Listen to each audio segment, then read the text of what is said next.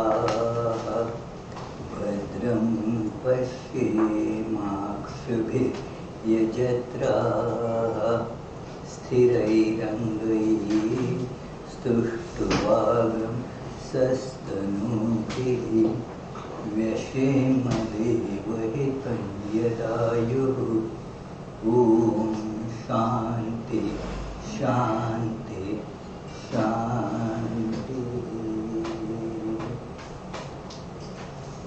Let us now pray together.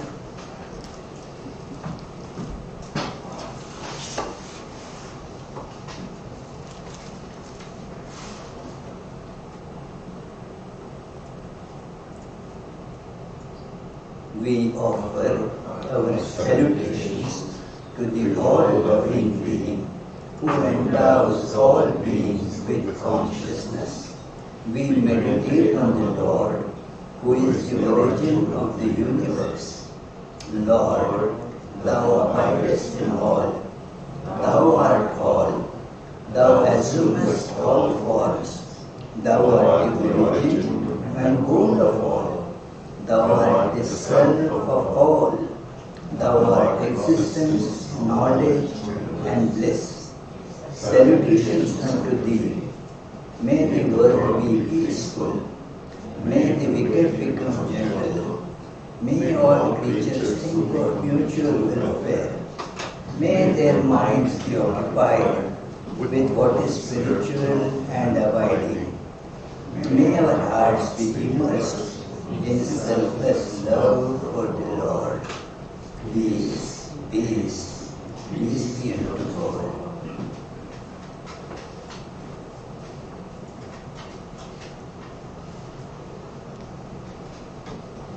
Please repeat after me. Om Atma me shuddhantam.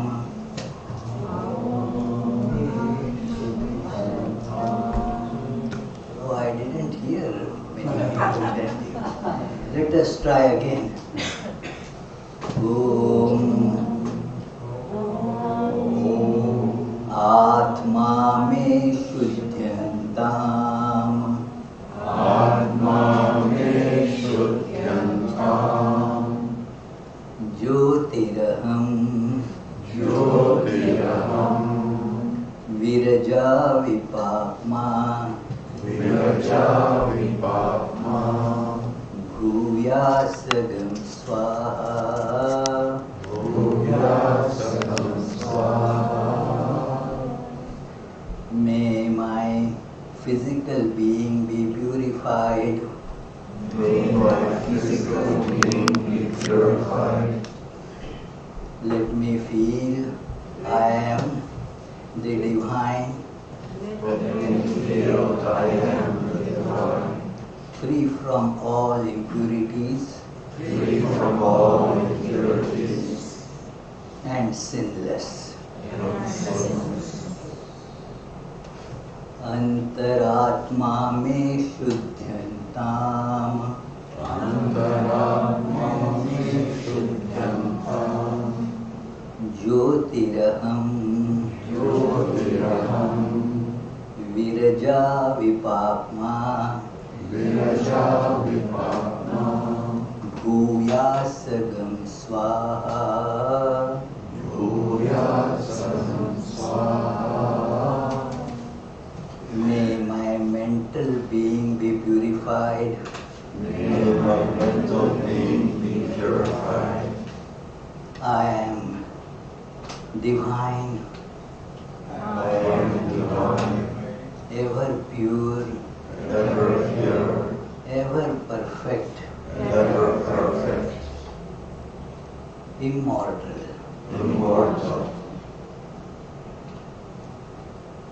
Paramatma me shuddhantam. Paramatma me shuddhantam. Jyotiraham. Jyotiraham. Viraja vipakma. Viraja vipakma. Bhuyasagam swaha.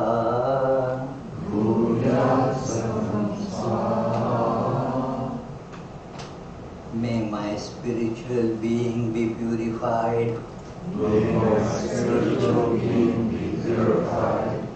I am the divine, I am the divine, free from all impurities, free from all impurities, perfect, perfect, ever blissful, ever blissful, and immortal. and immortal. Peace, peace, peace.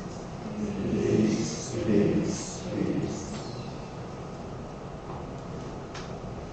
Dear friends, today we are taking up a very often asked question. It is in Vedanta, and it gets answered in a way, but the getting answered is like this, that it cannot be answered. That is the answer for this question. And so it keeps on coming, repeating again and again. It is quite natural that people ask it again and again. One devotee who used to come here, he stopped asking this question after a long time. But till then, after every class, he would ask a question. Wordings were different, but the idea was same. That how did we get here in the first place? We want to become free. We want to get liberated. But I am a methodical person, I want to do things in a methodical, systematic way. And not doing something here and there and thinking that that will free me. Let us proceed in a systematic way. So let us first find out how we got bound. I read a lot of Vedanta, and it has been told again and again that we have been perfect, pure. There is nothing but the absolute one without second being, and that is myself. I understand that it is very appealing, and so therefore my question is, if that is the case, how did I become bound? And let us diagnose first. And that is the proper method in this world.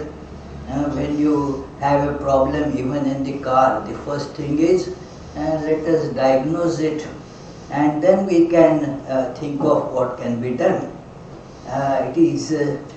We had some problem with the door of our van, so I took it to the mechanic, and then the mechanic said, well, it is opening right now, so when it doesn't open, again bring it to me, because unless I can reproduce the problem, I do not know how to solve it. So it is, we have to have diagnosis. Go to a doctor, and then the doctor says, let me diagnose what is the problem. Then I can give medication. Otherwise it is giving something here and there. No, that's not the proper scientific method. I have to have proper diagnosis. I will clinically see exactly what is happening, and so I will come to a proper treatment plan. So here also we see this, that a methodical person, a person of a rational mindset, asks this question, that how did we get bound in the first place? What made us get bound? And once we know that, then we can apply the proper solution to it. What made this all-pervading, one without second, you may call Brahman or Atman or God, how that God became apparently, divided into so many conflicting pieces. If that was one without second, why do we not see one without second? We see infinitely many pieces which, I don't know how it became like that. How did we get bound first? That is a problem that gets asked again and again. And let us try to find what Vedanta has to say about it.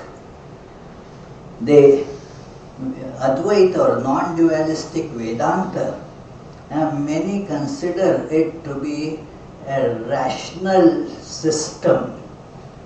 It is not really. When you come to this question, then you see it is not rational. It uses rational ideas up to a point.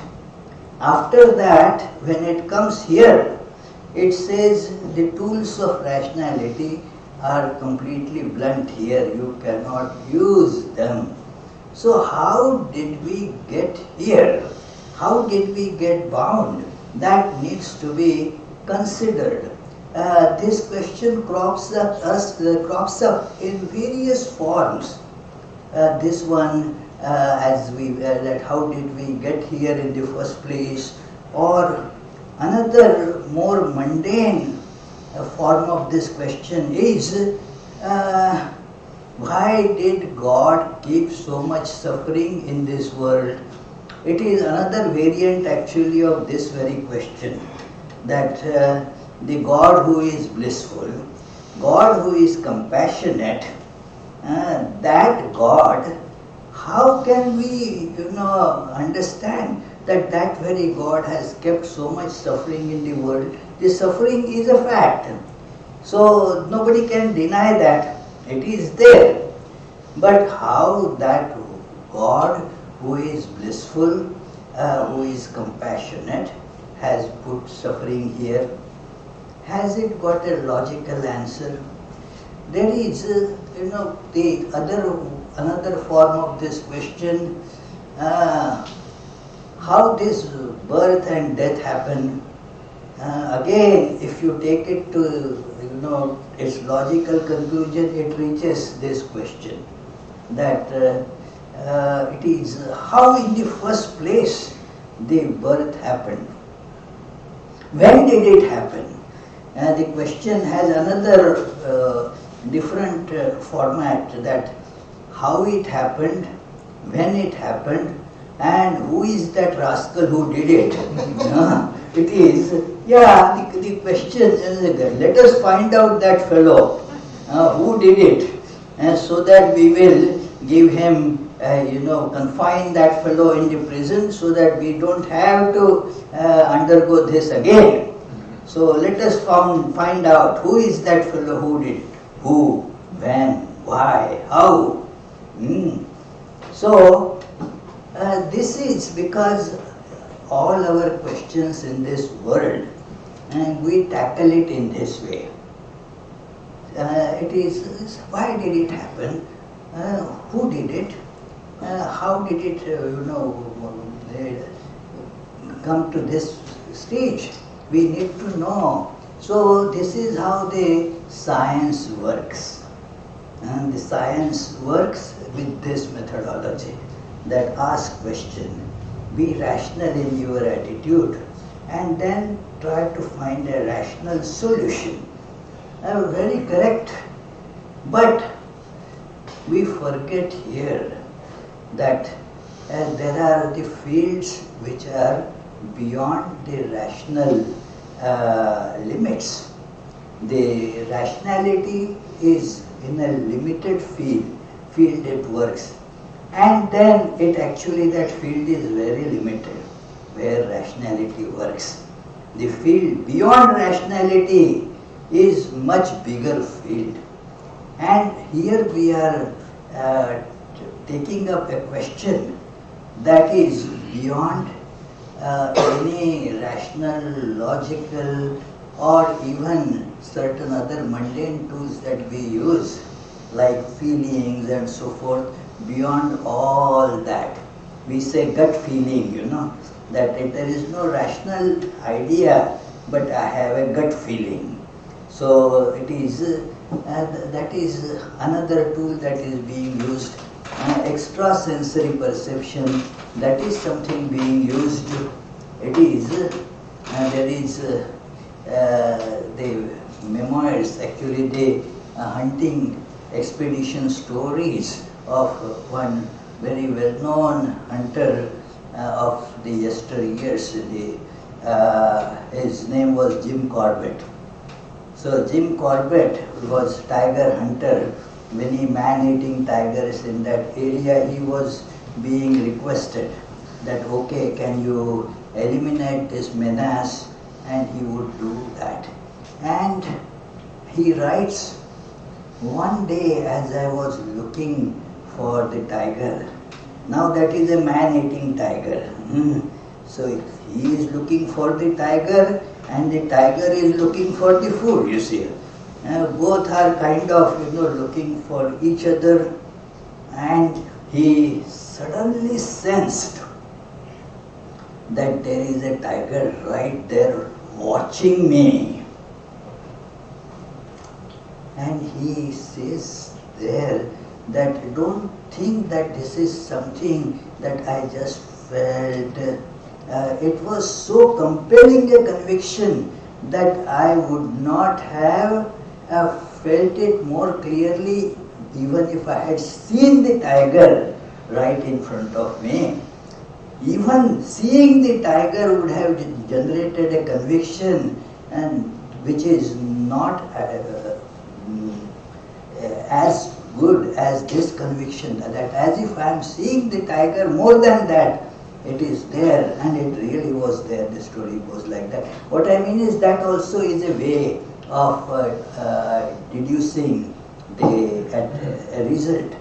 But when it comes to this question as to how the absolute became relative, the world, please put that slide. It is that absolute and the world. I don't know how many of you can see the screen. It is. So, there is, so this is Swami Vivekananda who explains it. And he has tried to explain it very gradually, carefully, because he wants to show that how illogical this question becomes. But people get naturally very perturbed and uneasy if something is shown to be beyond the scope of reason. And we are so much accustomed, especially when we are dealing with science and math and such things, then naturally our mind is so much taken by these tools that we don't imagine that there is something that cannot be tackled by these all-powerful tools like rational analysis and so forth. So Swami Vivekananda carefully is taking us that when the question comes like when this happened or why this happened, how it happened, we presuppose certain things, that there is a cause and an effect. In Christian theology or even in other theological philosophies, this gets called as a problem of first cause. That okay, this is the cause of this, but then what caused that? Then what caused that? Then what caused that?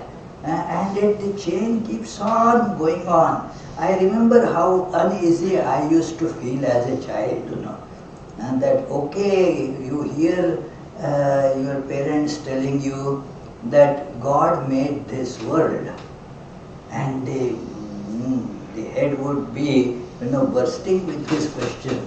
But why did he make it? What was the need?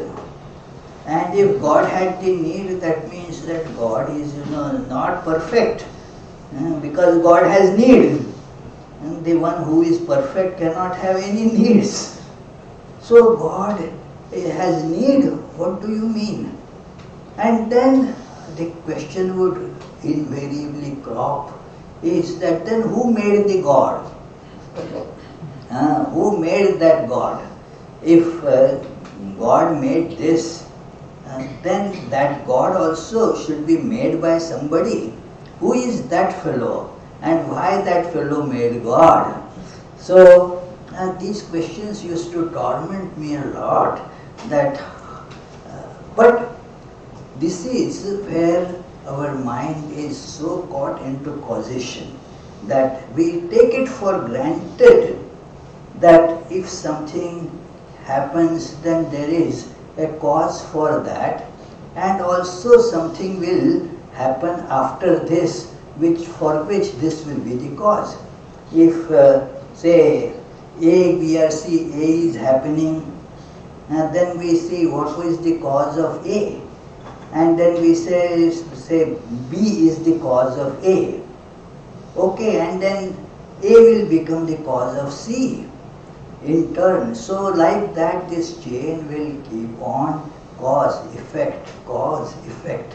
We take it for granted and therefore ask this question that how this Brahman or the Absolute became manifest like this.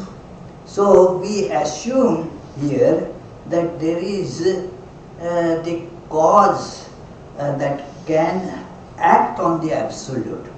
There is something that can act on the Absolute. Do we see the fallacy of it? Something that can act on the Absolute, then is that Absolute? It is not Absolute then. That's if something is acting on it, it cannot be Absolute. When we say that when did it happen, what does the question when presuppose? Time. So Absolute, is it subject to time? That also is not proper to think that Absolute is confined to time. It is. So our questions become kind of irrational. And so Swami Vivekananda, I am quoting from one of his very significant and very important talk in this context from the book Jnana Yoga. And that is a chapter in that book titled Absolute and Manifestation, where this question has been squarely dealt with. So let me quote, and I am quoting here, the one question that is most difficult to grasp in understanding the Advaita, that is non-dual philosophy, and the one question that will be asked again and again, that will always remain, is how has the infinite, the Absolute, become the finite? I will now take up this question, and Swami Vivekananda has drawn a similar figure. Now we have more computer tools, so I have made it more illustrative. That it is, there is the Absolute and there is a prism. Prism, you know, the three sides, and one side is time, another side is space, and another side causation.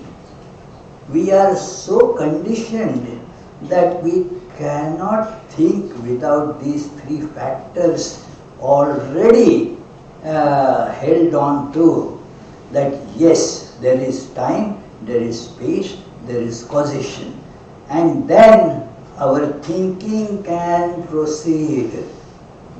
Without these three being taken for granted, our thinking cannot proceed at all. So let us make this point very clear, that for our thinking to proceed, the time, space, causation has to be taken for granted. We cannot think without space. We cannot think without time. And thinking itself means causation, and cause and effect being connected. So this is how we are conditioned in our approach in this. So the question arises that that very asking of the question why, again I am quoting, sorry, presupposes that everything around us has been preceded by certain things and will be succeeded by certain other things.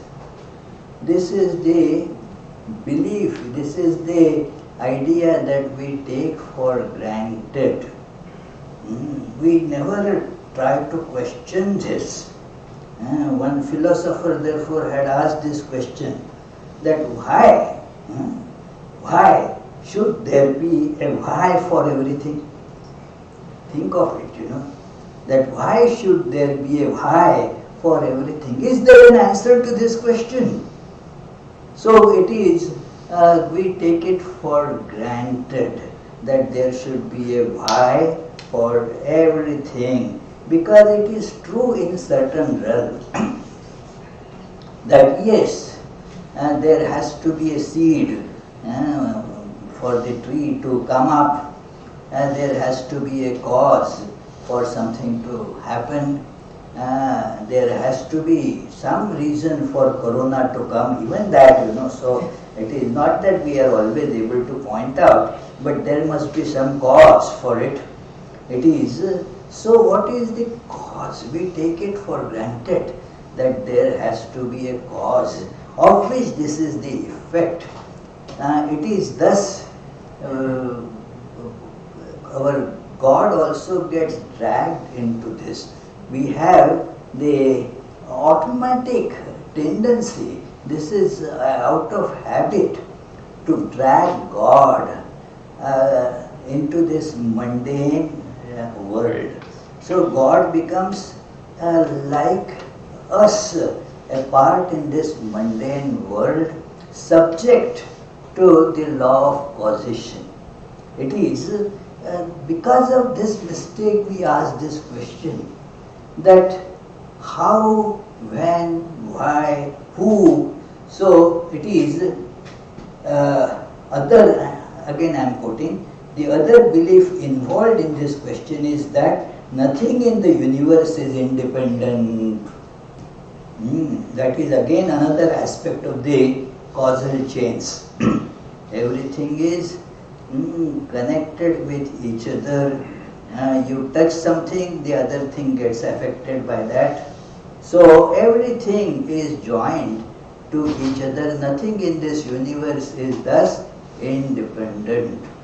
This is a point that is a bit difficult to grasp, but you are all brilliant people, you can easily understand that something can cause something to something else, means there is a connection between the two, and everything in the world is like that. Nothing is independent. That is an assumption in this. If something is independent, then that will not get caused by anything.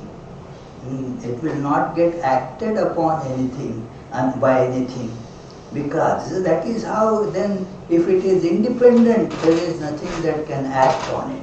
So this is another way of looking at it. So it is that everything is acted upon by something outside itself. Interdependence is the law of the whole universe. Yes, in the whole universe that is the law. Interdependence, like our Earth's rotations depend on, the sun. If the gravitation force of sun suddenly reduces, then the Earth will just fly away. Or if it suddenly increases, the Earth will get sucked into sun. It is because it is all dependent on each other. Earthly life is dependent on sun. It is everything. Even so, the sun is also dependent on earth. It is all interdependent universe. So this is something that we take for granted.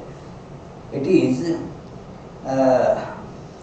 in asking what caused the absolute, what an error we are making. To ask this question, we have to suppose that the absolute also is bound by something, and that it is dependent on something. And making this supposition, we drag the absolute down to the level of the universe. But in absolute there is no time, space, nor causation. As you see here, time, space, causation, they are in this world. And therefore to apply logic, reason and thought process in this world is perfectly fine. In fact, if we are not doing it, that's not right. It is, don't go to tell the doctor that no need for diagnosing and it is all, there is no cause and effect. I heard Swami speaking like that. No, that is in the world. And there is all cause, effect, everything is there. But absolute, it is not there at all. For the monotheistic religions, it is so difficult to answer this question. Even think about it. Therefore, it is simply said that, well, God's thoughts are not man's thoughts, so don't think about it. Basically, it is same thing is told, but it is that is God's thoughts, not your thoughts. It is also told that no, it is you cannot ask anything about God's will, and moreover that all set up based on belief system makes one see that if you ask this question, you will go to hell. Do you want it? Then keep quiet, don't ask these questions. So it is, these questions get stifled, that how this happened. That St. Thomas Aquinas, who was very much influenced by the Greek philosopher Aristotle, he tried to tackle this question, but again the same difficulty came, that he didn't want to have the absolute God as such, because then the world and all that is, the connection becomes very difficult for a monotheistic faith, because you have to have the God who created this world and is governing it. So then it becomes a God who is connected to us, and then you feel if God is governing, there should be some law by which He is governing. So then certain things are told that do good, then you will get good results, God will reward you. But that is not always seen in the universe. There is a very prominent, again another form of this question, why bad things happen to good people. And the good people means, as Sukalyan pointed to me, because I am always good, so it is, why bad things happen to good people. There is a book actually with this title. So it removes that kind of faith on that God who is sitting somewhere, who made this universe in 6 days, and on the 7th day decided to take a rest. That is the Christian theology. Muslims don't accept that. They say, no, God doesn't need rest, He never gets tired. So it is But anyway, there is a God who made this universe in 6 days, and 7th day spent in rest.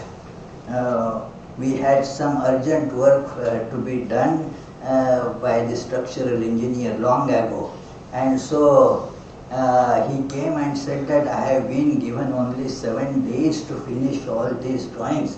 Said, very good, God did the whole universe in 6 days. So you have been given 1 extra day just to do this small work. So it is, that is the idea that is fed to the children, that it is, there is this God. He made like this, he made like that, he made like that. Now, why? The question is very natural there. You cannot, the God who is dealing with this world, you cannot stop this question being asked. It beggars answers, because you have a God who is connected to universe, who makes for this universe, and therefore many scientific thoughts that very famous scientists like Richard Dawkins, and they ask these questions, and the monotheistic religions find really no answers to that, because it is that God has made it. So, and we have the world full of problems, isn't it? If God has made this world, and did He do a good job? No, the answer will come, no, probably I would have done a better job.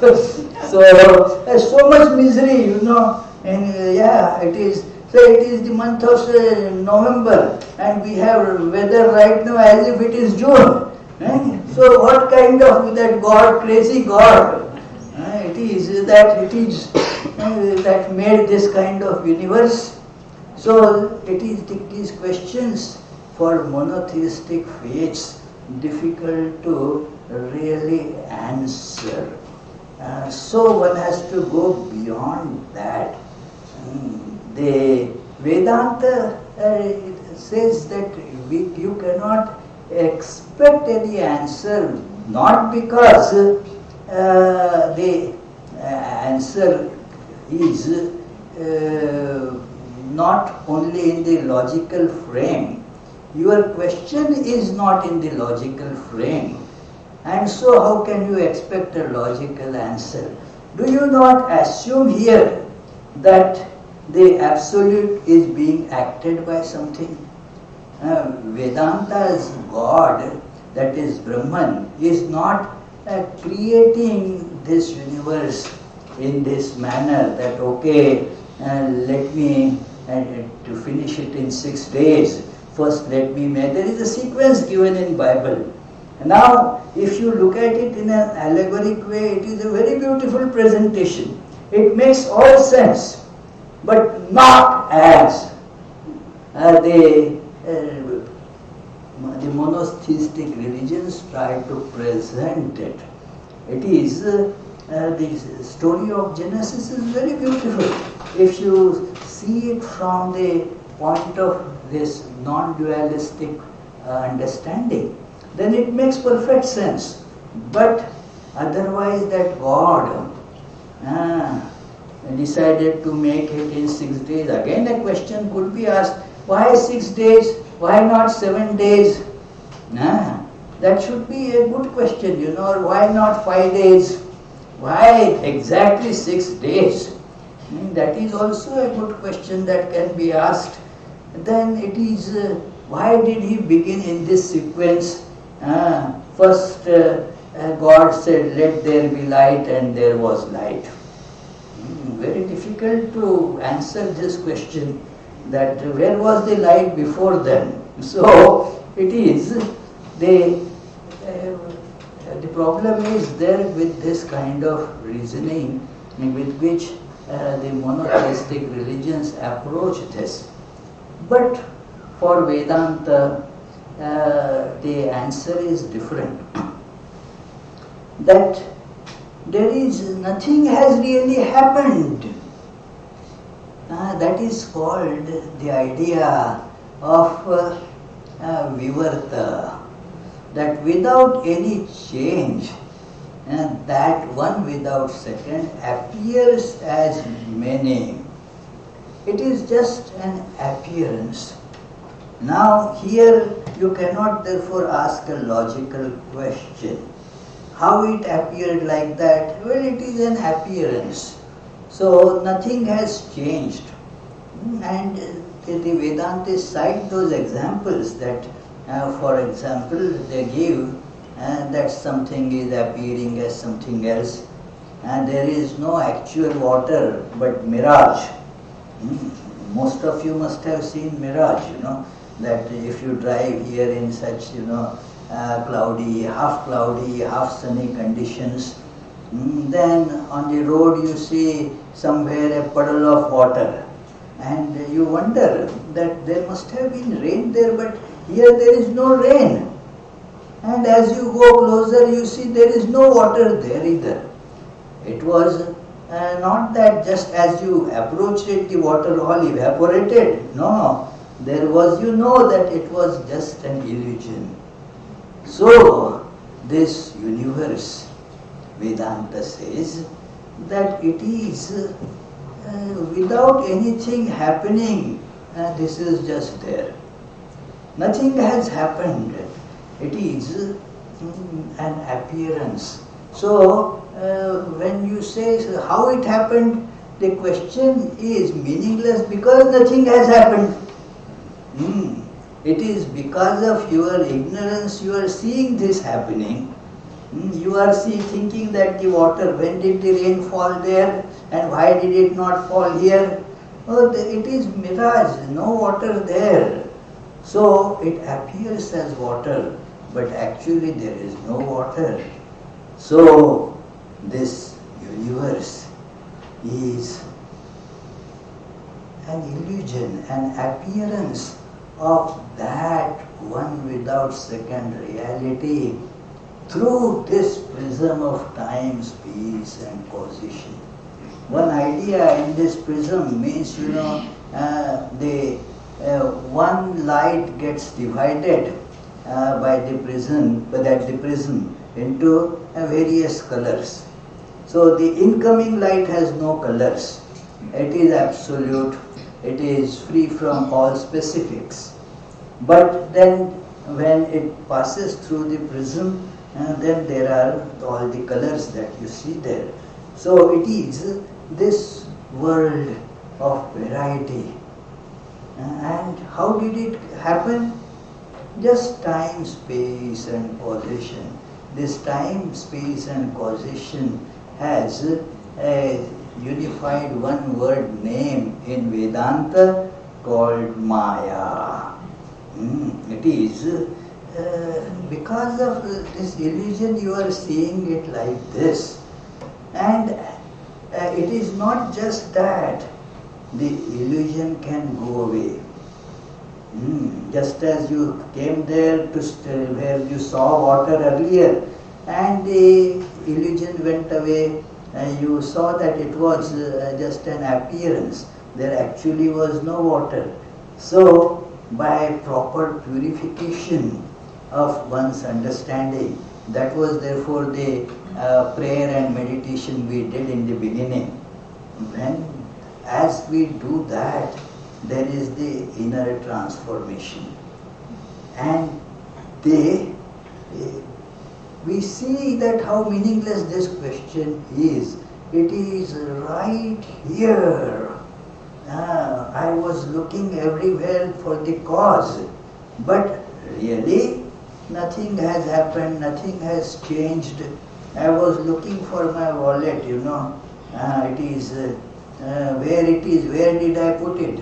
Many of you must have had this experience, and it is such an important thing. It has that driving license, that ID and credit cards, and if it is lost, and the mind started saying, my goodness, what shall I do if it is lost, and if it goes in the wrong hands, and what will happen? All these And then I started frantically looking everywhere, here, there, and all places. Called a shop where I had gone some time back. Did I drop it there? They said, no, we don't have anything like that. And then I found it right on the desk. It was there all the time. But I was not seeing where it was. I was seeing it all where it was not. So now, what was that? Where was it gone? It never went anywhere. It was right there. So that absolute didn't go anywhere. It is just appearing as so many different things without actually any transformation there. There is a very beautiful hymn by Shankaracharya, and it is the title for that is Dakshinamurti Stotram. It is a prayer to the compassionate Guru, but it is so richly filled with this knowledge of Vedanta. It begins like this: Vishwam darpana drishyamana nagari tulyam nijantargatam pashyannatmani mayaya bahirivot bhutam yatha nidraya. He gives two examples that in the mirror you are seeing a township reflected. It happens when go to mirror, doesn't mean exactly glass mirror. In the pond you see all the buildings around it get reflected, as if that township is inside the water there, inside. So that is a reflection. So this world is the reflection of this self. That self alone is. It gets reflected like this in the mirror, and also gives another example which has the clear perception of oneness associated with it, and that is bhutam yatha nidraya. As you sleep, you see in the dream, unconscious to you, you go in the la-la land. Nobody says that, okay, let me now see the dream. And does it happen any time? What, Tommy? Do you think that, okay, let me see the dream? And no, it just starts. There is no beginning to it. That, okay, that you cannot say at what time the dream actually began. They do experiments these days, putting electrodes and all, so they find certain waves probably associated with the dream state, and later they tell that the dream started exactly precisely at this time. You probably can with self-hypnosis. Huh? You probably can with self-hypnosis. Without? With self-hypnosis, you can probably force yourself to sleep. You can, you are right, self-hypnosis, good word, yeah, it is. But even then, when the dream starts, you don't know when it started. No, you don't. Yeah, it is, and you cannot determine exactly what you will see in the dream. You can't. And the dream is over. In the dream, you might have seen the time passage of, say, 20 years. And it has all happened in a jiffy, in half a minute maybe, and the dream is gone. All the 20 years are gone. And what was actually there in the dream? You alone were there. Nothing else was there.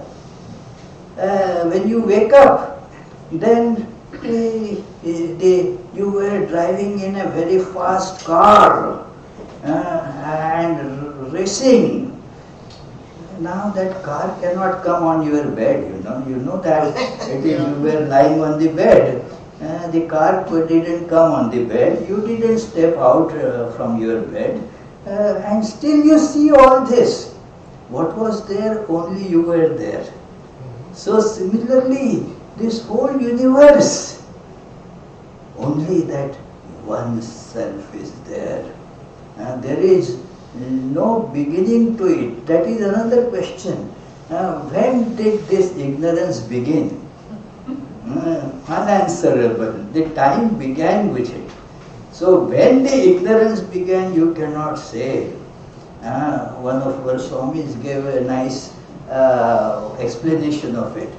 He said that I do not know Japanese. Can you ask me the question when my ignorance of Japanese begin? There is no ignorance, you cannot say begins at a time. Yes, but it can go. Like if I learn Japanese, then that ignorance of Japanese can go away. So, by properly reflecting on this phenomena, on our true nature, what will happen is that it will go away. Yat sakshi kurute prabodha samaye. These are the two next lines of the same first stanza of this hymn.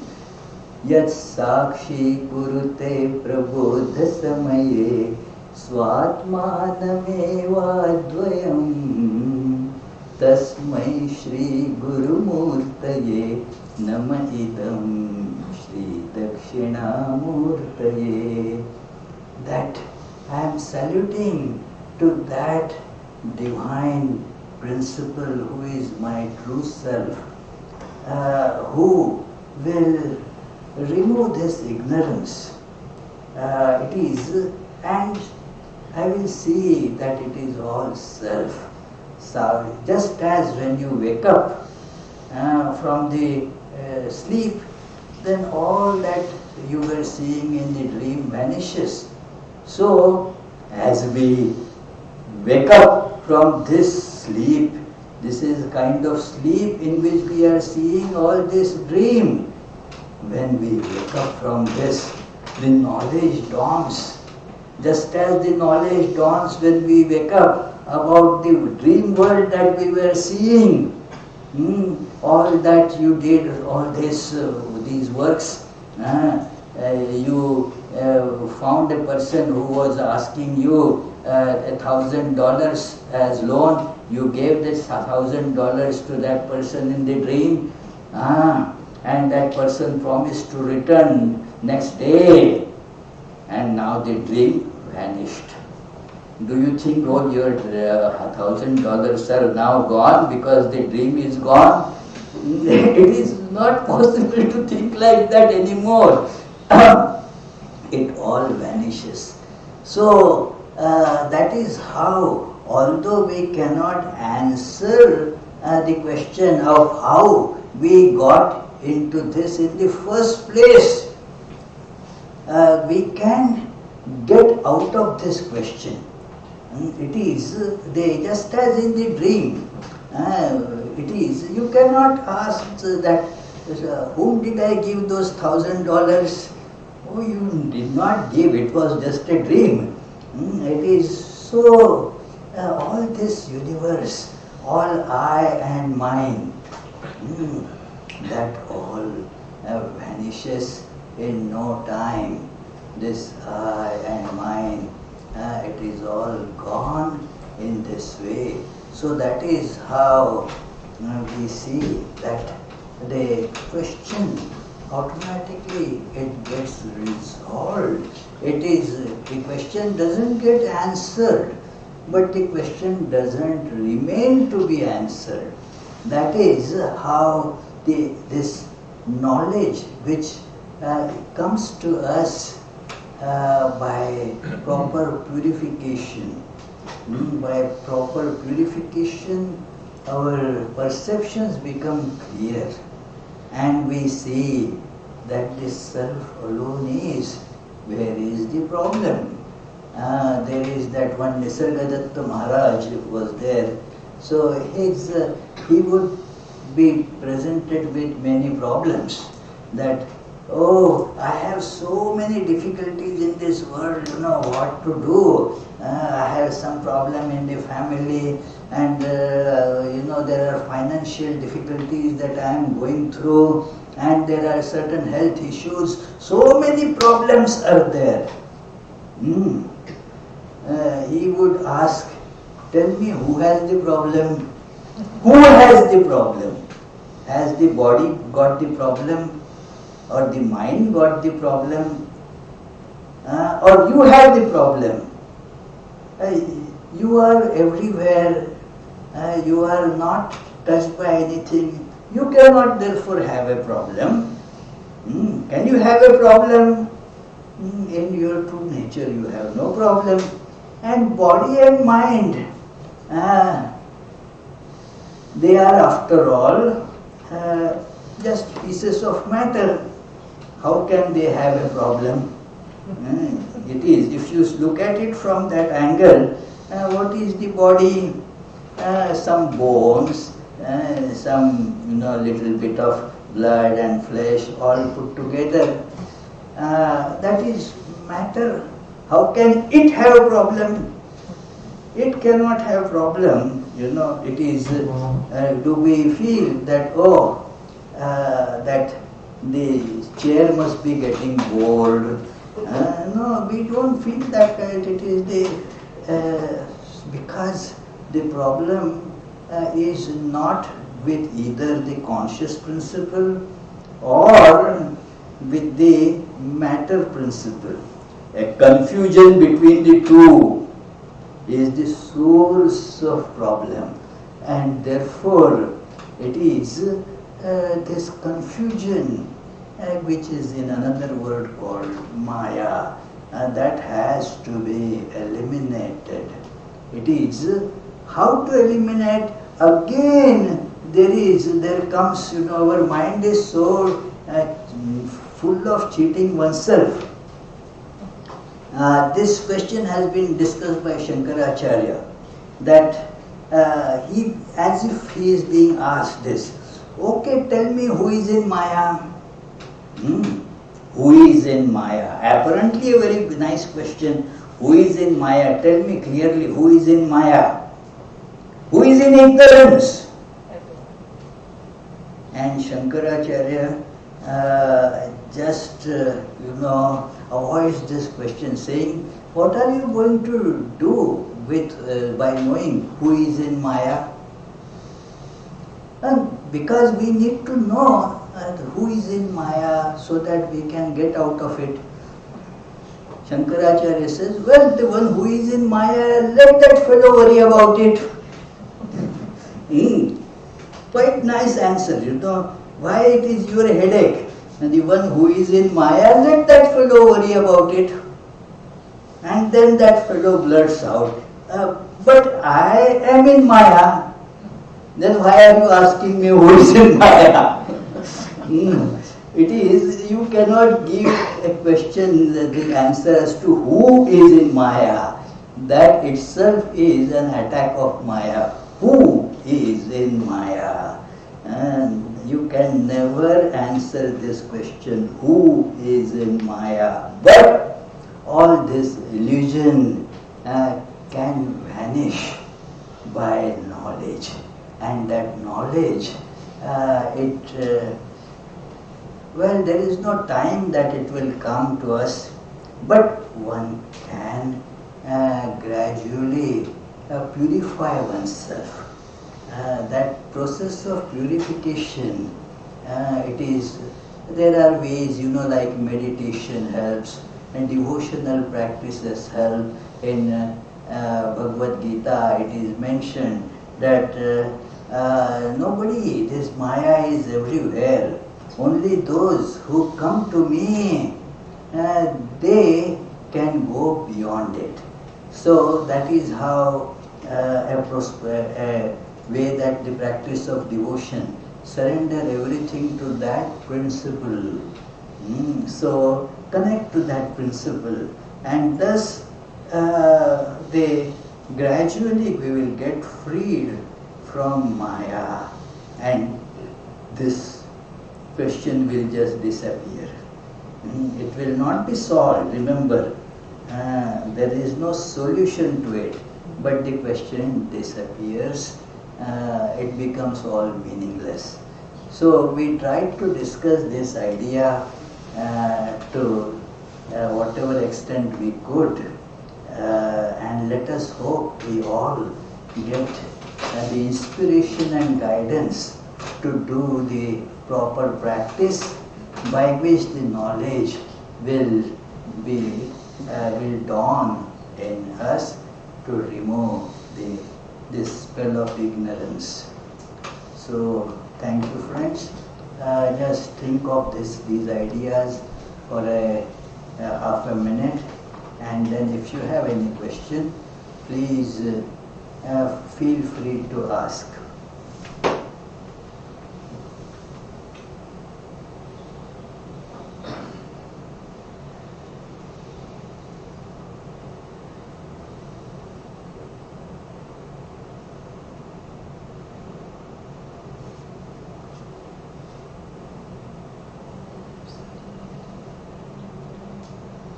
Any question? There is no question here. Yeah, there are two. There is, okay. Oh yes, when Abhishek is here, of course, there is usually no dearth of questions.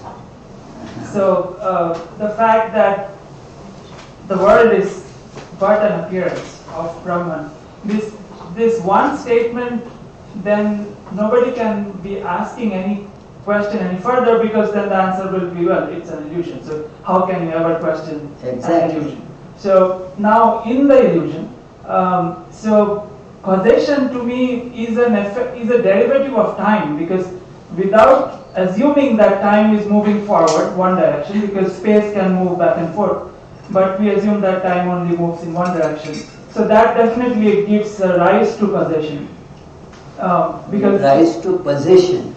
Causation. Causation. Yeah, the unidirectional movement of yes, time. Yes, because correct. Yeah. if you join the end of time to the beginning of time and make it a circle, Yeah. then the effect itself can become the cause, Yeah. and that will mean that you don't have a free will, because then whatever is coming Exactly. forward actually decides what. Yeah, that is the what happens with when you transcend the time. That is what happens. That the arrow of time just vanishes. It is you are right, and the time proceeds only in one direction for us. For us, because our brain is programmed like that. You know what is time? We have to see that whatever happens, we put them in a sequence. Do you see? And then we see the distance between those events, and that gets called time. This happened yesterday, that happened day before yesterday. So you get a sense of time by putting the events in a particular sequence in your brain. The brain works like that, and that is why we have an arrow of time.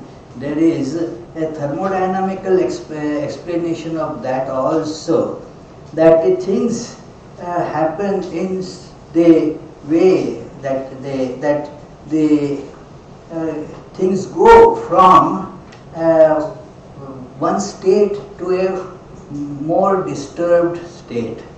Entropy increases, exactly. From like you have, suppose, a very clean place here. After 10 days, lot of dust will be there. It will get disorganized. We see that in our rooms, on our desk. You don't have to make special effort to disorganize. It gets disorganized. But it does not automatically get organized.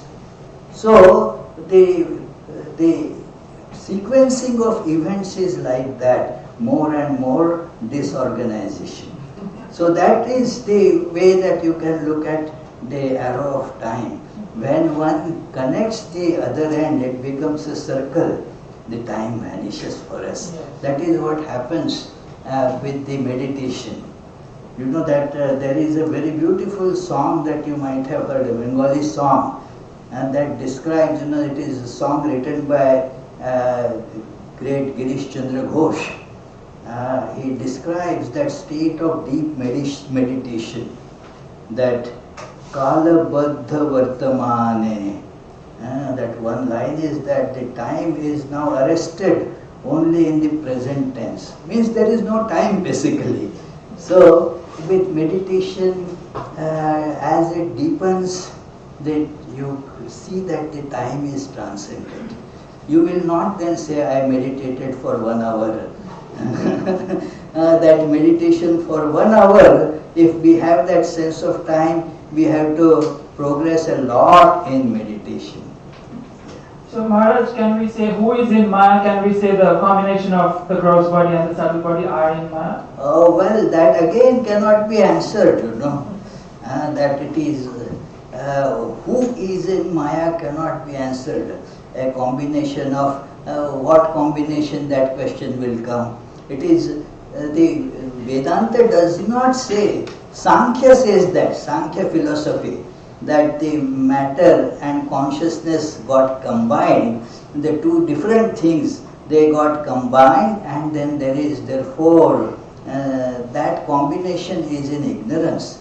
But according to Vedanta, that seeing matter itself is ignorance. And therefore there is no such thing that this being is in ignorance. That it is, you cannot isolate that. That is the answer to that, yeah. So, yes, from the logical point of view, the question, how did we get here in the first place, could also be answered kind of in a Christian tradition by saying that God created the world that was perfect, but then gave free will to human beings and then withdrew from the world. That is kind of a version of enlightenment, some enlightenment thinkers. Then there's also the Adam and Eve story, which is kind of similar, that when the ego crops in, suffering starts. So I'm just curious, obviously the question is meaningless, but why is one version better than another?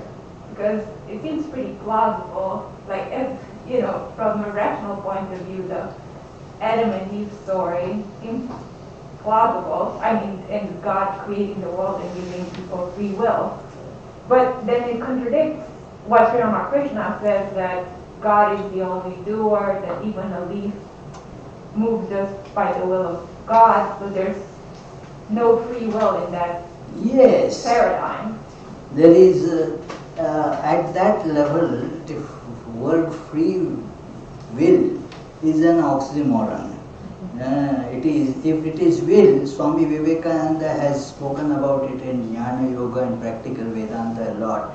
If there is will, it cannot be free, because it is about an object. So it is tied to an object. It cannot thus be free. It is like you have, say, I have the will to finish this book tomorrow. Now what is it tied to? That book. So it is dictated, controlled by that book. So it is not really free. There is no free will in the absolute sense. Yes, in the relative sense, yes. But in the relative sense, as one neurologist told me very nicely, that actually it is hardwired in our brain. The idea that we are free is hardwired in our brain. And see, closely look into this word hardwired. Means we are not free really. It has been already dictated that you have to feel free will. It is like a slave is compelled to say that I am free. Say I am free, otherwise this whip is waiting for you. Say I am free. So has to say free. So we are kind of compelled to feel that we have free will, although there is nothing free about it.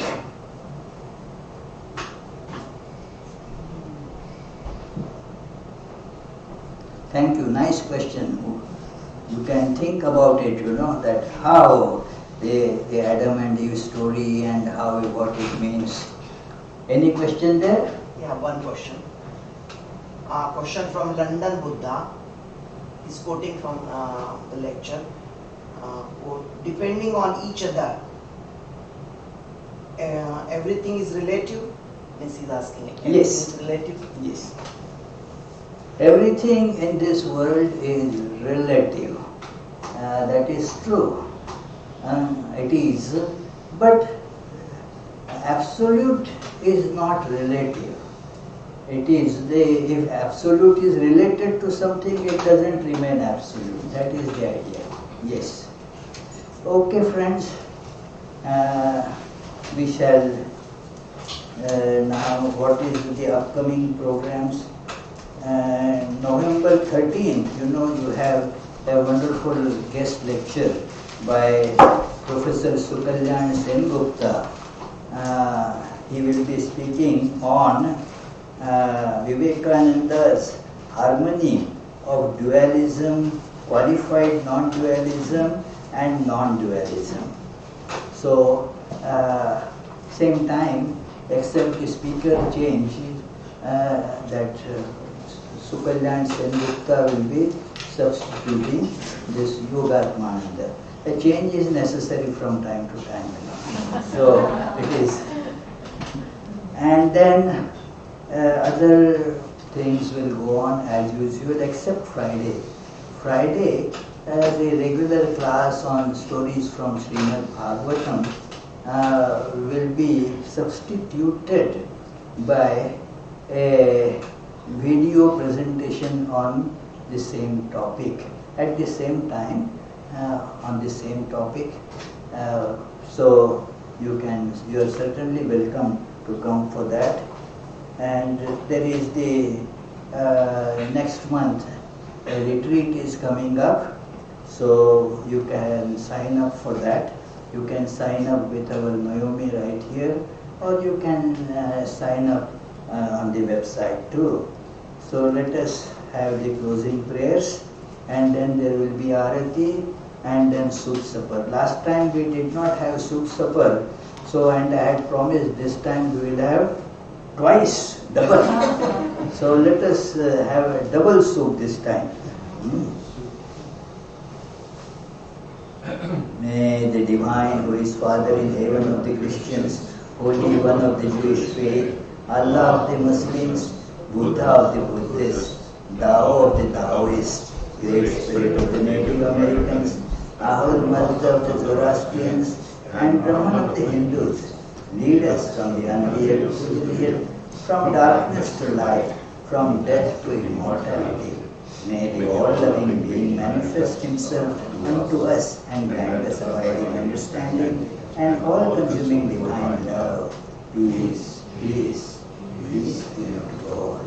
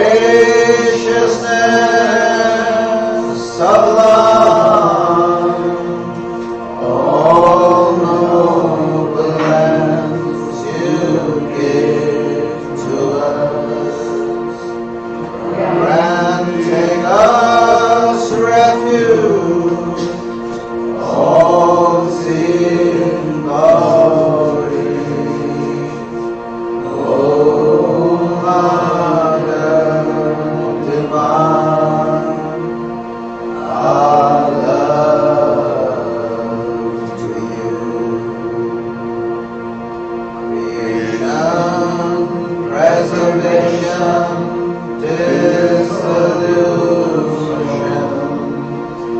are your powers, eternal one. Nature's related, nature's essence. O Mother Divine, our love to you. We come seeking refuge from anguish. Be our Savior through your deep concern.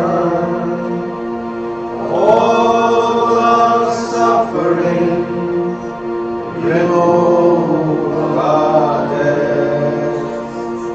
Oh, Mother Divine, our love to you.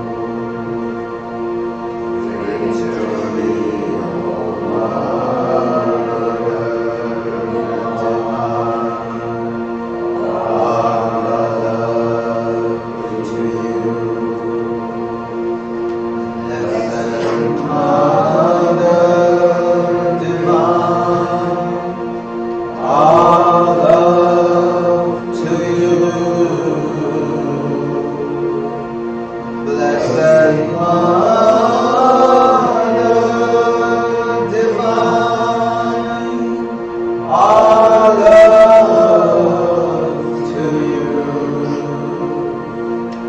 Blessed Mother Divine, our love to you.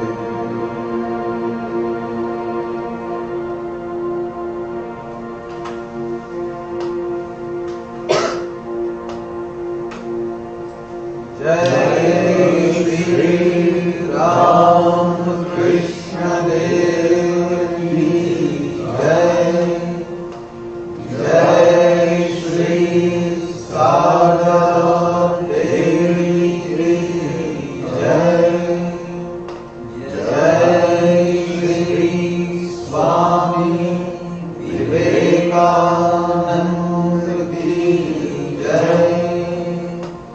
Jai Shri Buddha Ki Jai.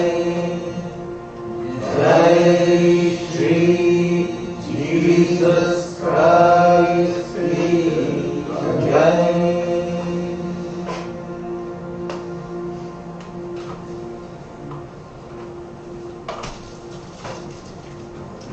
I go down that way.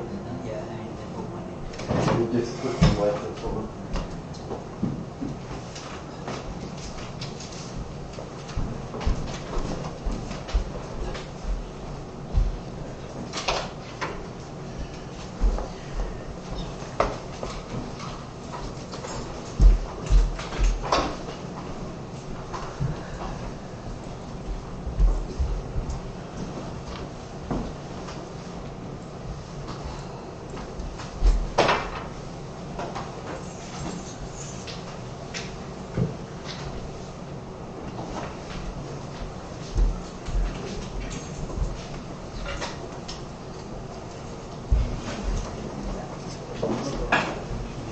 You want to go in?